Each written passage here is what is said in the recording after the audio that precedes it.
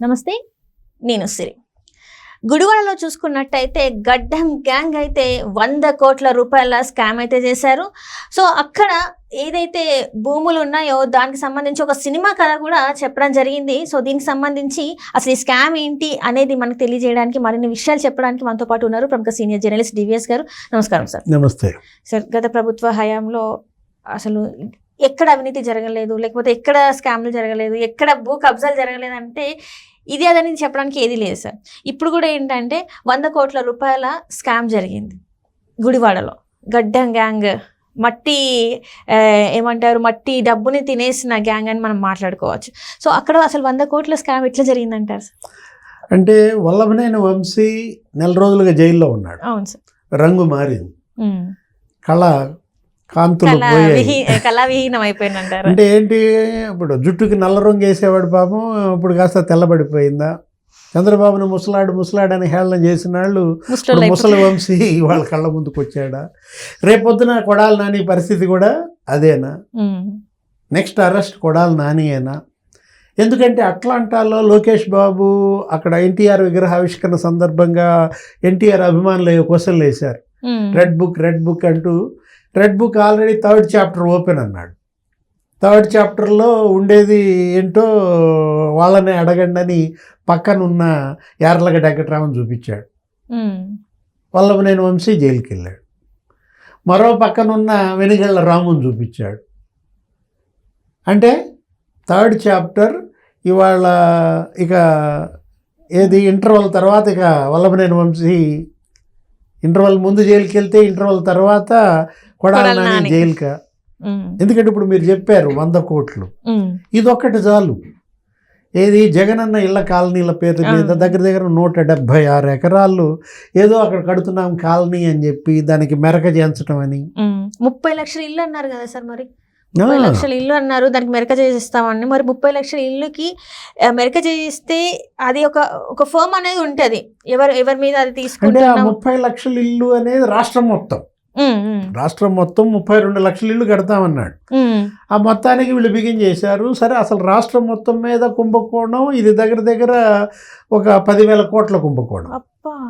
ఇది 175 నియోజకవర్గాల్లో ఈ 100 కోట్ల చొప్పున లెక్కేసుకో.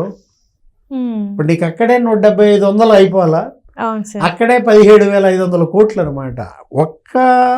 ఇక్కడ గుడివాడలోనే 100 కోట్లు అంటే ప్రతి నియోజకవర్గంలో 200 కోట్లు 100 కోట్లు మినిమం వేశారు.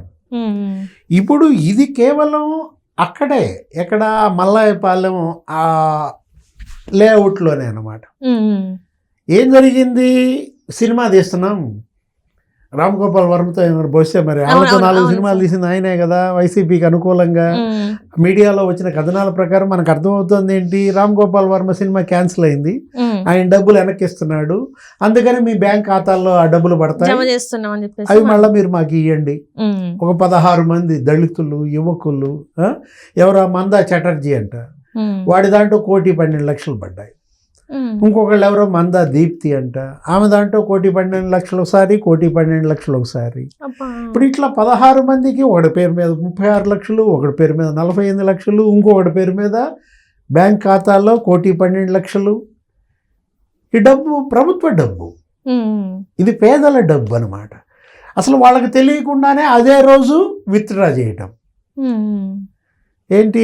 ఇప్పుడు దానికి మరి నీ అకౌంట్లో 1 కోటి పడిందంటే ఇన్కమ్ ట్యాక్స్ వస్తుంది కదా, ఎక్కడి నుంచి వచ్చింది ఆ డబ్బు, దానికి ట్యాక్స్ కట్టాలి. ఇప్పుడు ఆ ట్యాక్సులు కట్టాల్సి వచ్చింది 16 మంది. వాళ్ళు లబ పోయాపడిని అడిగారు ఎవరిని, ఆ థియేటర్లో ఉండేవాడు కదా, అసలు థియేటర్ కూడా కబ్జా చేసినట్టున్నారు, ఆ శరత్ థియేటర్ ఏదో, అక్కడికి వెళ్ళి కొడాలి నానిని అడిగారు, అన్న ఏంటి మా పరిస్థితి, మేమే మరి ఆ డబ్బులు పన్నులు కట్టమంటే నాని సమాధానం ఏంటి, తమ్ముళ్ళు పన్నులు మీరు కట్టాల్సిన పని లేదు, మీ పేరు మీద డెత్ సర్టిఫికెట్ ఇస్తా అన్నాడట. ఎంత రాక్షసత్వం అంటే, బతికున్న మనిషికి డెత్ సర్టిఫికెట్ ఇప్పిస్తానన్నామంటే ఇప్పుడు నీకే సర్టిఫికెట్ ఇప్పించాలి, ఆ డెత్ సర్టిఫికెట్ ఏదో నీకే ఇప్పించేస్తే పోలా, ఇవన్నీ మాఫీ అయిపోతాయి కదా. అంటే అటు ఎమ్మెల్యేగా ఇటు సివిల్ సప్లైస్ మినిస్టర్గా కొడాలి నాని 1,000 కోట్లు సంపాదించాడని. ఏంటి, అక్కడ పేకాటల నిర్వహణ, Right. జూద గృహాల నిర్వహణ, క్యాసినోలు.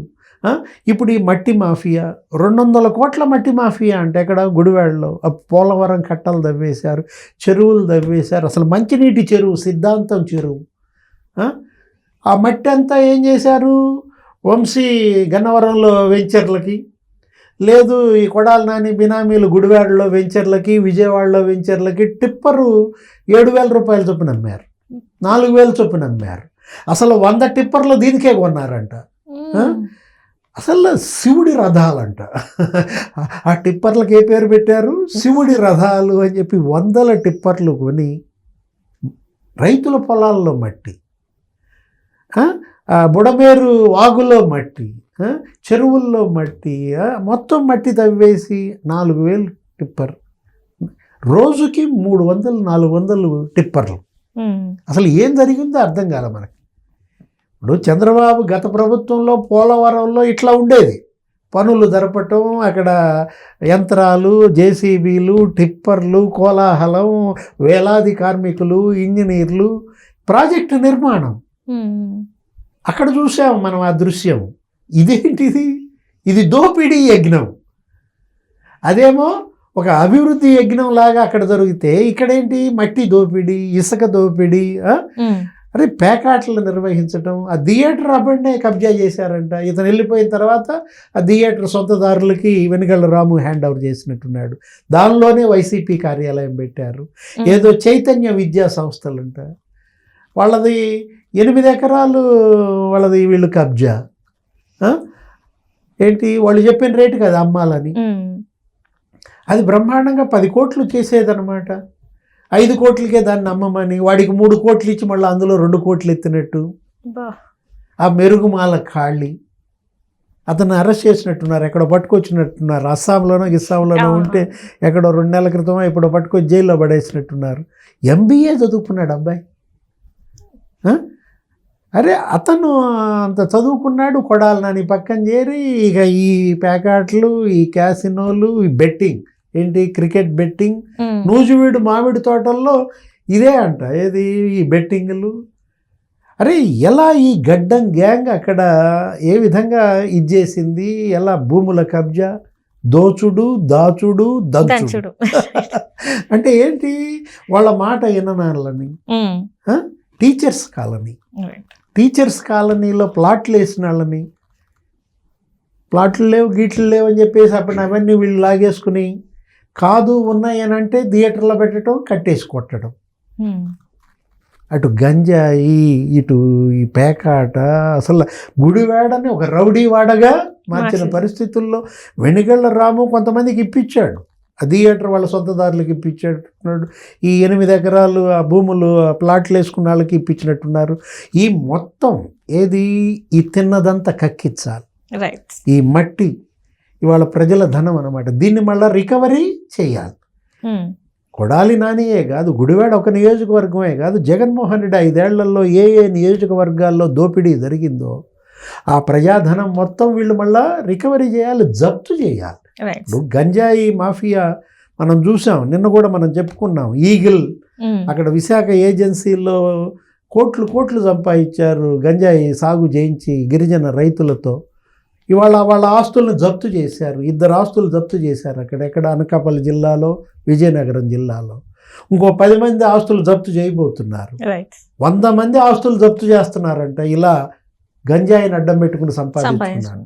వీళ్ళ ఆస్తులు కూడా జప్తు చేయాలి. ఈ మట్టి మాఫియా, లేకపోతే ఇసుక మాఫియా, లేకపోతే ఈ పేకాట మాఫియా, ఇలా సంపాదించి ప్రజల రక్తం పీల్చి ఈ మద్యం మాఫియా, వీళ్ళ ఆస్తులను జప్తు చేసినప్పుడే అటు దోషుల్ని శిక్షించాలి, ఇటు ప్రజాధనాన్ని రక్షించాలి. రైట్.